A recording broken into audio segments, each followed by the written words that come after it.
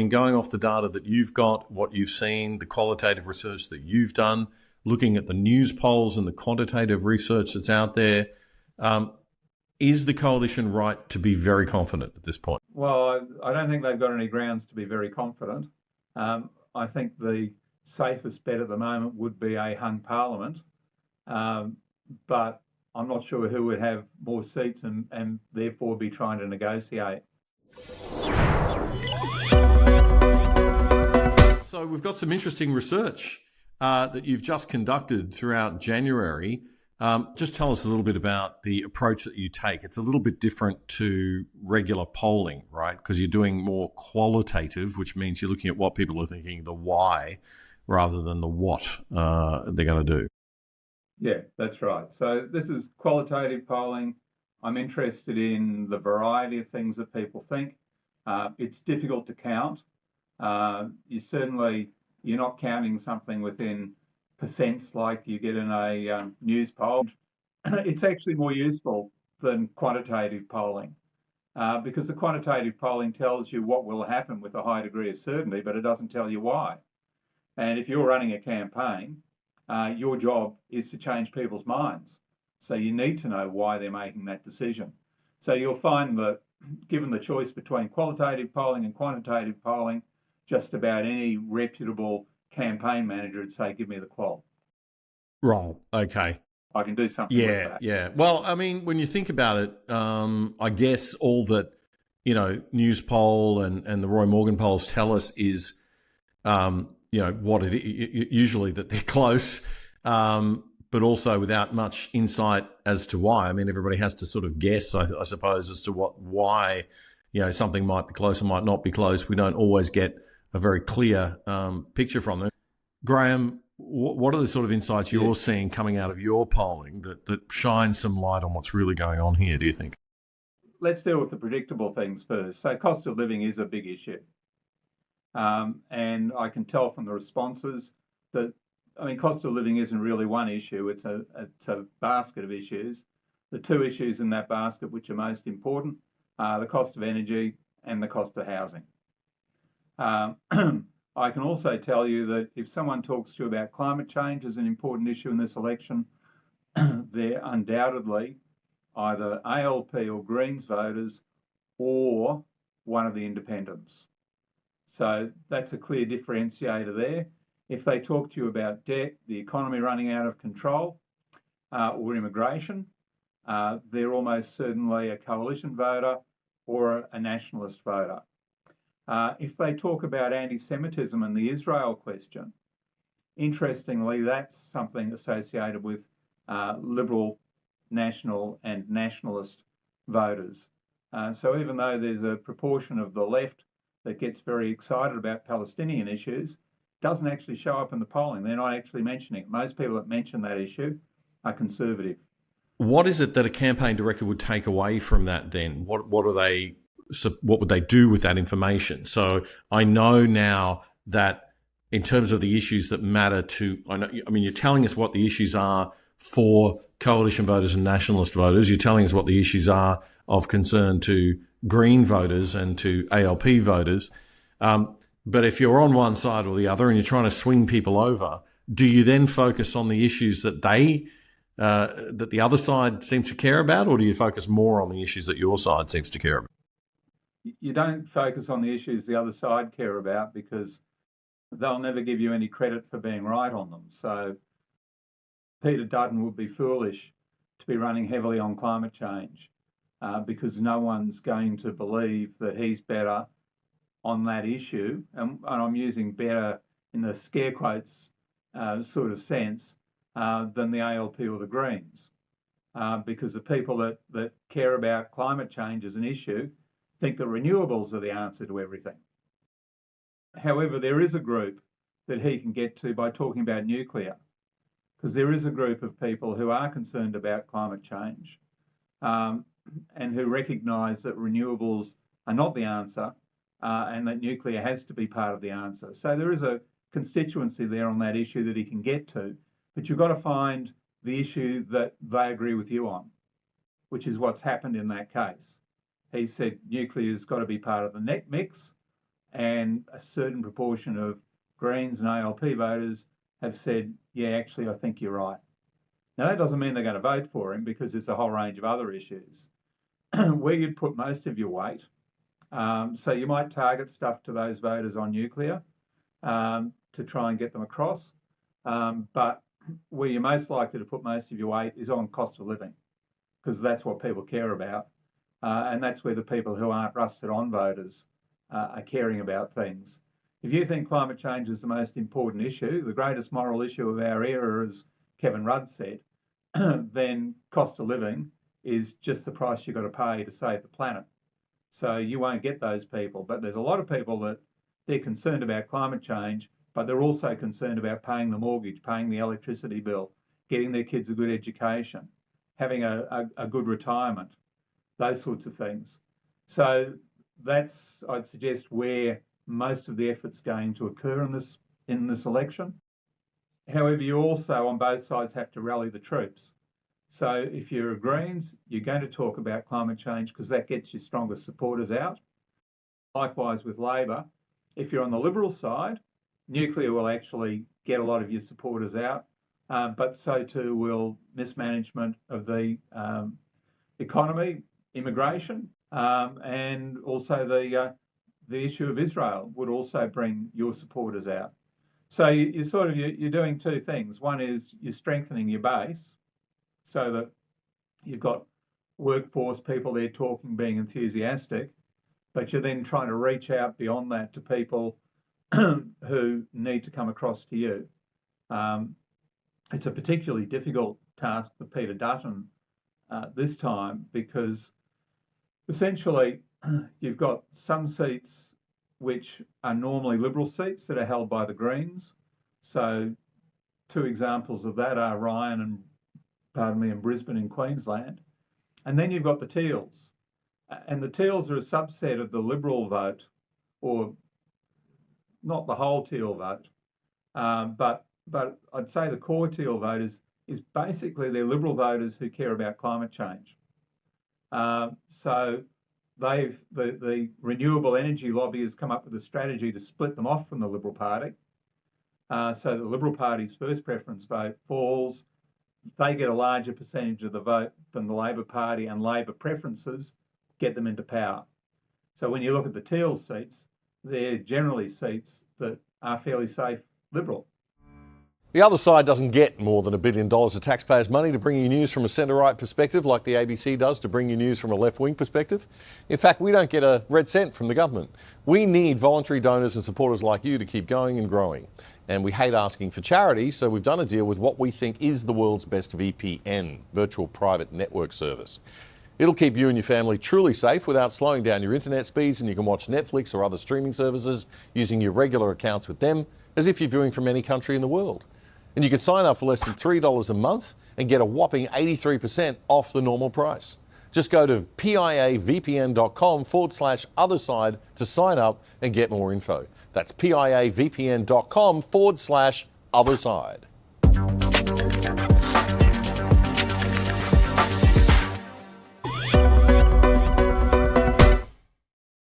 All right, so just with the Teals, it seems to be that the Teals are primarily, I mean, the initial idea of the Teals was that they were teal, that they were originally liberal, they were blue with a little tinge of green, hence the teal.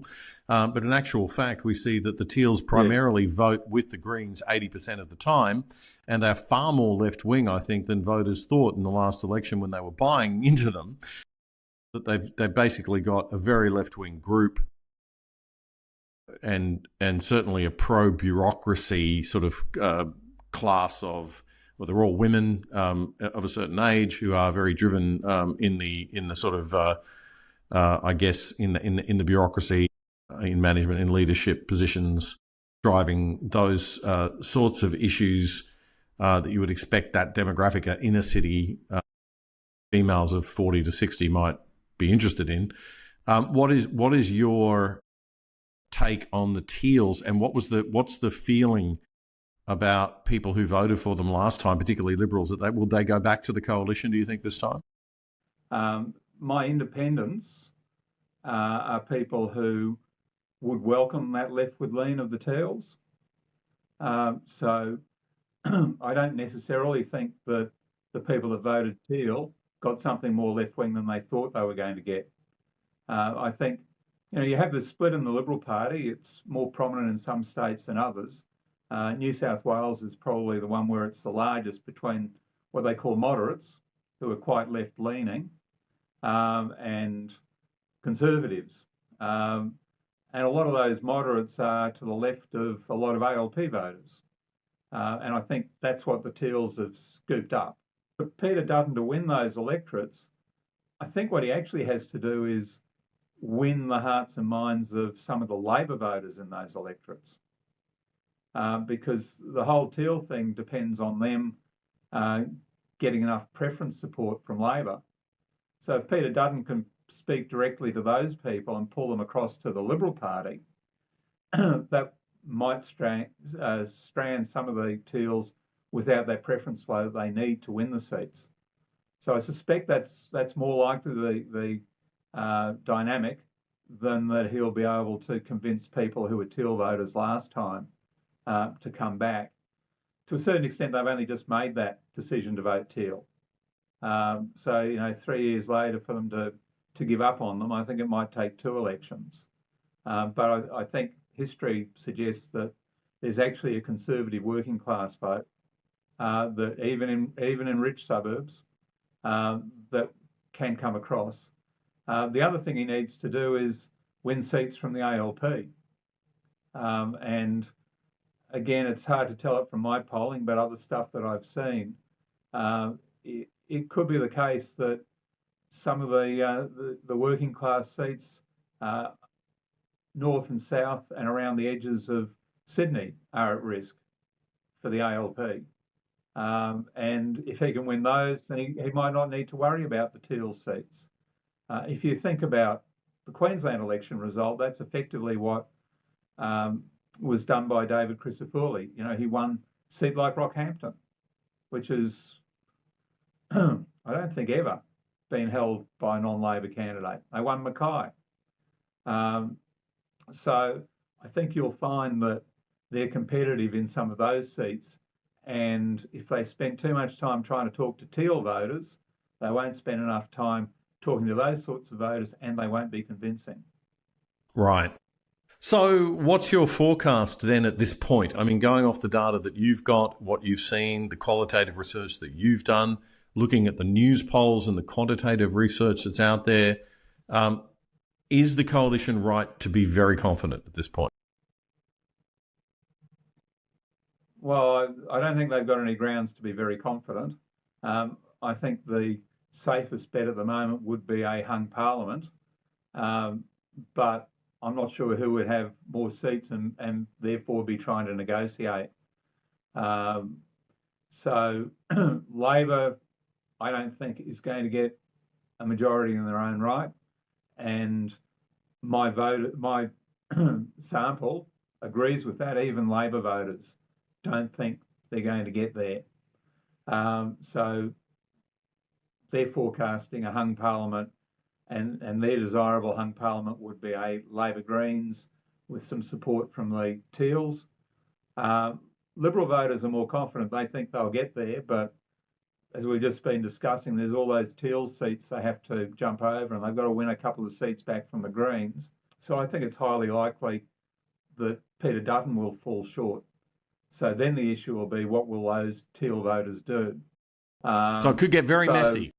Yeah, there's enough Greens and independents there that I think it will be hard for either party to get the 76 or whatever it is seats that they need to be there in their own right, and they'll have to do a deal with someone.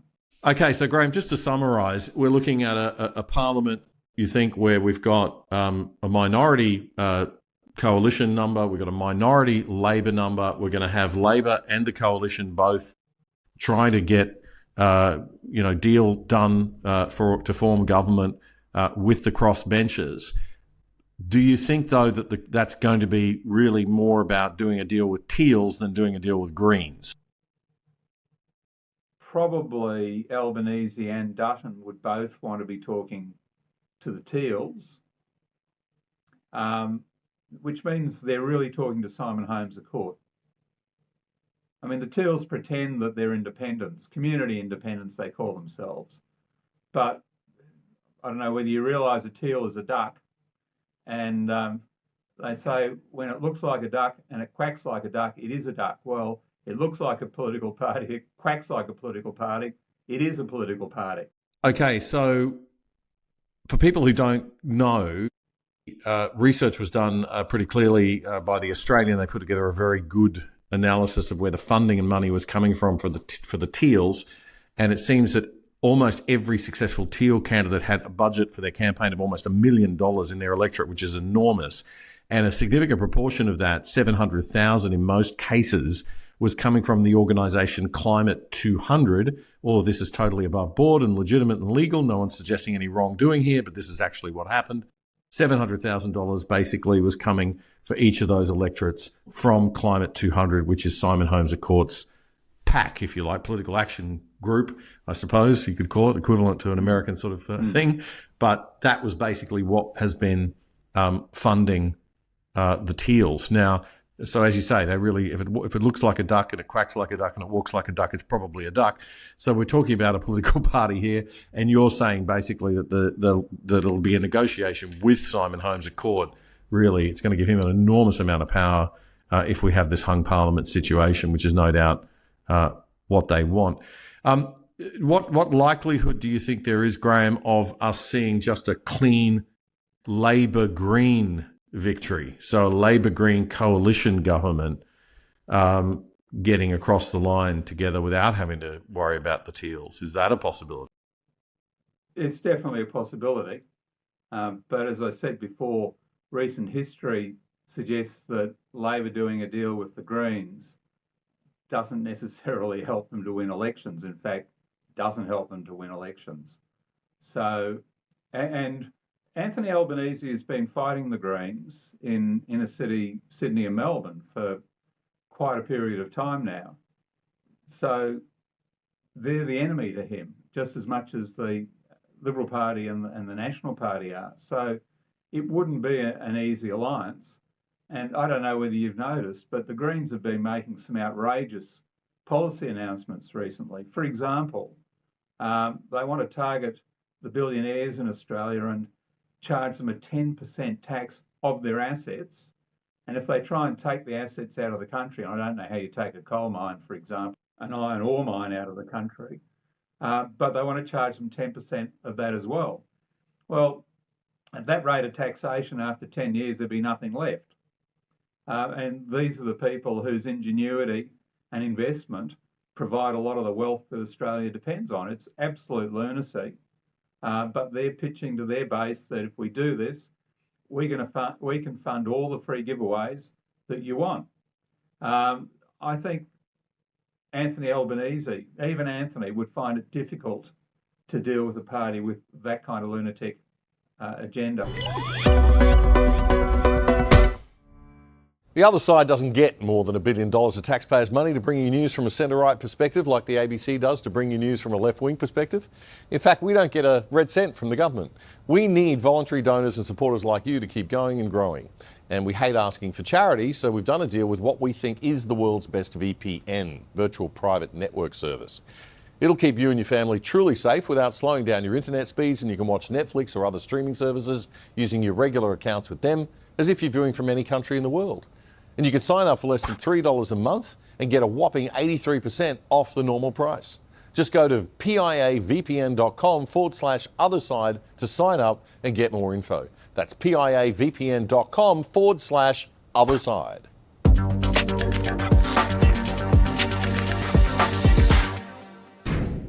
The Other Side with Damian is Australia's best independent news commentary show. As we enter our 5th year, we're going to be bringing you more content via our YouTube and X channels at Other Side Oz with The Other Side Unplugged. More content when it matters, but only when it matters, so you don't miss a thing. Subscribe now to our YouTube channel at Other Side Oz by clicking the button and the bell below the picture frame. And follow us on X now at Other Side Oz. That's AUS at Other Side Oz. It's free. This is The Other Side.